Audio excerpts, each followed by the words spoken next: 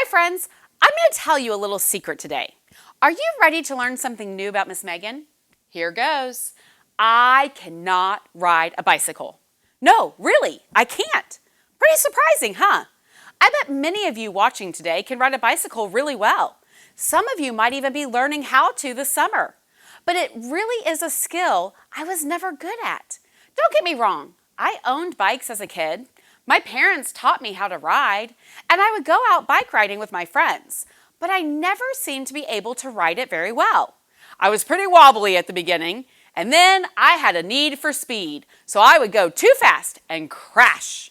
My first injury was right before Halloween when I fell on a neighbor's driveway and skinned half of my face. Instant costume.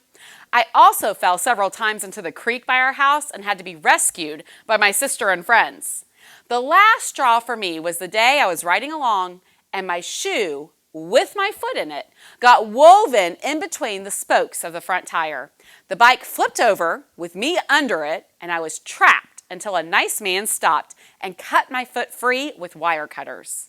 That night, when my dad came home, he found me propped up in a chair with a massively skinned knee. He completely missed the mangled bike that was propped up against the garage when he walked in. I can roller skate, rollerblade, ski, and ice skate, but bikes and I are just not friends. Sometimes that happens. We try so hard to control this ride of life that we're on, and the road gets bumpy or we get flipped over unexpectedly. Sometimes it's very painful, and sometimes we learn that there are limits to what we can do. But here's the thing. If we would let go and stop trying to control everything, God gets a chance to step in and take the handlebars. He will make our paths smooth and straight, but only when we let Him. That doesn't mean I want you to let go of your bike's handlebars the next time you're riding and wait for God to steer the bike. That might be as disastrous as some of my bike wrecks.